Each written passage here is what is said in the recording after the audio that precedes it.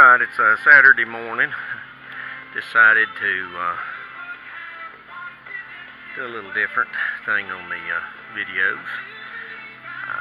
Changing the sand in my pool filter, but had to move my vegetables inside the pool area because of the deer, even though I live in the city limits. But got some cucumbers coming along, got some tomatoes, pretty good stand of banana trees. Last year, one of the bananas produced bananas, but they were small and the growing season just wasn't long enough, and so they weren't any good. So they were about yay long, but it was pretty. The bloom was pretty, and the bees and the wasp and everything had a field day with that, and what have you. But one thing I did learn about the banana trees is that once they produce bananas, they want the tree dies. And I don't know if you can see the stump of the old one in here. The stump of the old one. But there's enough suckers coming up, and I've got to move 2 or 3 by my holy moly pepper plant. And I've got another one over here I'm trying to give to my daughter. She won't take it. I'm either going to have to just dig it up and throw it away or find it someplace in the yard. But my wife and I really love peppers. We've got a red bell pepper. These are Tabasco peppers.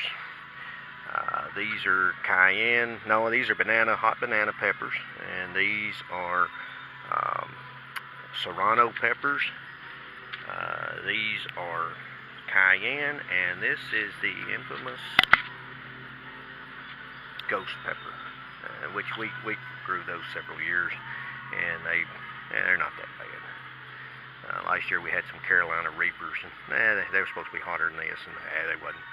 But anyway, John from Arkansas, eat your heart out, and Buzz, eat your heart out. My grandson and I planted a potato in this pot, and I've already been exploring underneath, and we have tons of potatoes. They're small, but there are tons of them. So you guys just watch out on the potato wars. And wife has we'll trim this little bush up, and we trimmed it up, and she's stuck them in the pots and taking roots. Now this is a volunteer tomato plant that grandson, he's be 4 later this week. Next week he'll be 4, and so we stuck it in this pot and caring for it. All right, got to get back to doing the. Really hadn't got all the pool area cleaned up that much after the storm. Still got a lot of limbs and what have you, but this is where we spend some of our time out here in the pool. Changing the sand, the filter's not filtering properly, and I found a problem with the filter itself, so I'll show you when I get back over there. Okay, you can tell that young people built this house. The pool filter is under the deck, so it's difficult. I don't know if you can hear from all the noise with my tunes going on with the locals oldies and the guy mowing next door. But this is, if you're not familiar with filtering of a pool, this is filled with 200 pounds of sand, special sand, Palmetto filter sand.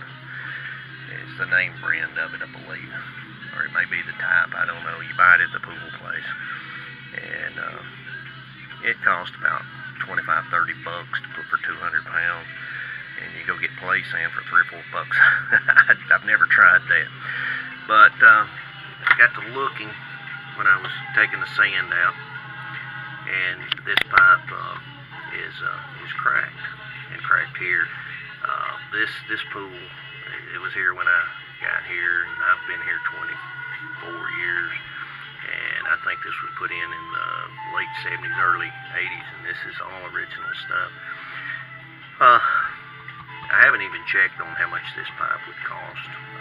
It's just an elbow here. It comes up inside the dome. There's a big dome here. But what I'm going to do, there's no pressure on this at all.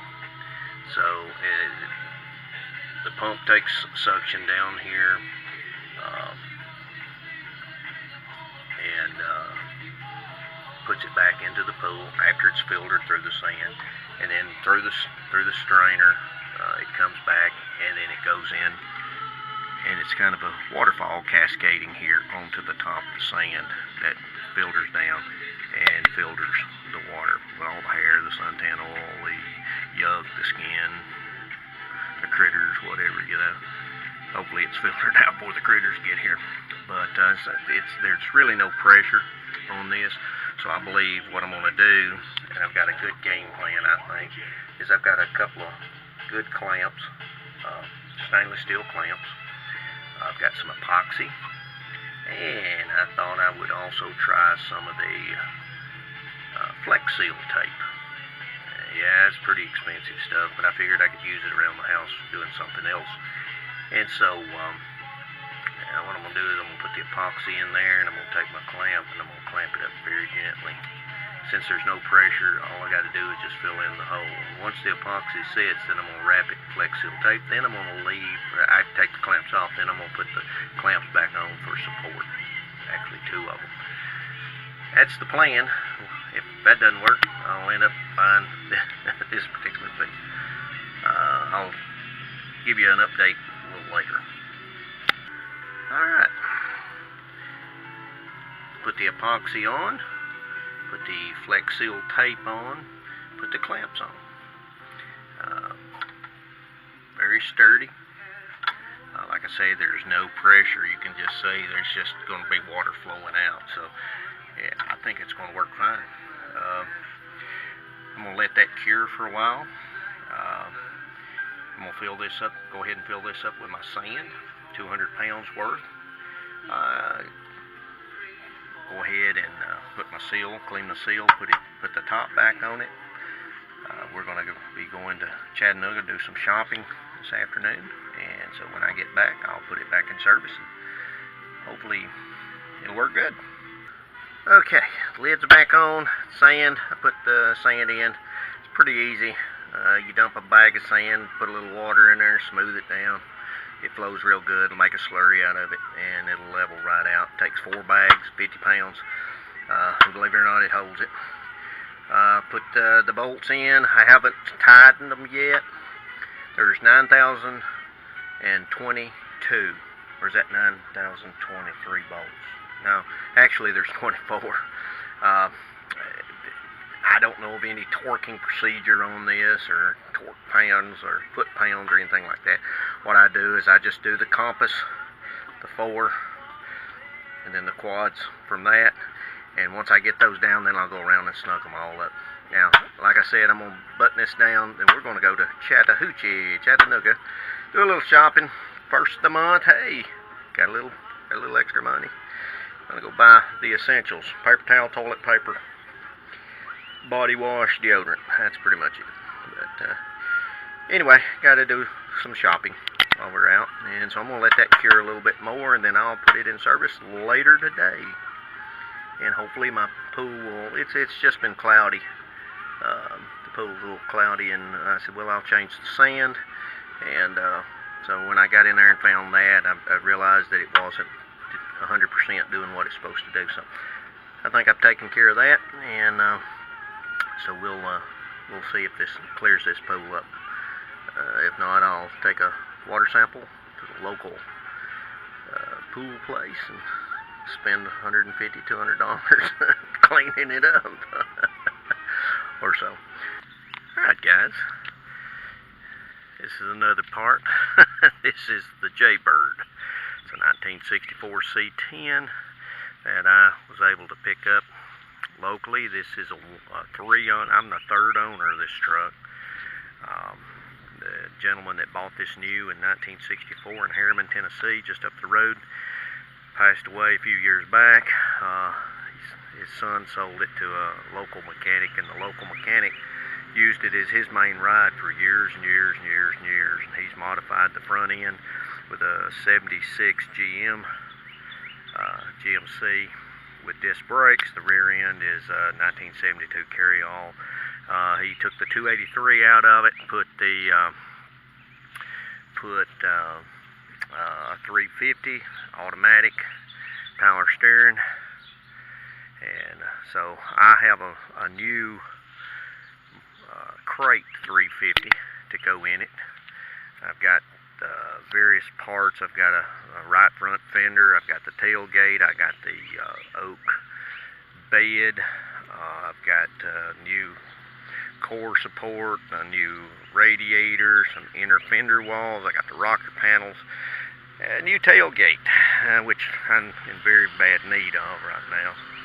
But and definitely I'm going to put a back glass in. This is a casualty of war. I backed it out of my shop to mow the lawn last year, and guess what happened?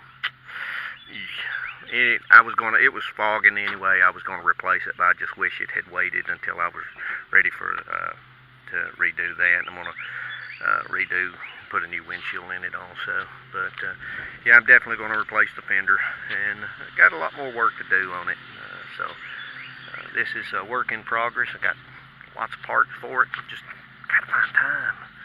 Maybe John in Arkansas can help me since he's retired now. Oh, that's right. I'm retired too. I find I have less time now that I'm retired.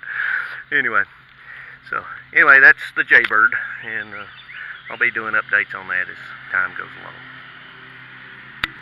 Oh yeah, you probably want to see a little more. Inside's not that bad a shape, but I'm going to have to do, when I get the paint job, it's going to be totally inside out, new upholstery. I'm going to leave it semi-original, but definitely got to get me some tunes in there. Got to get some tunes, but yeah, I know you want to hear it, so the guy shut down the lawnmower, which I can't say a whole lot. He mows the widow next door's lawn for free, so yeah, I'm not going to complain about him working on Saturday. Alright, let's see if she'll turn over here. Hopefully. Come on, baby.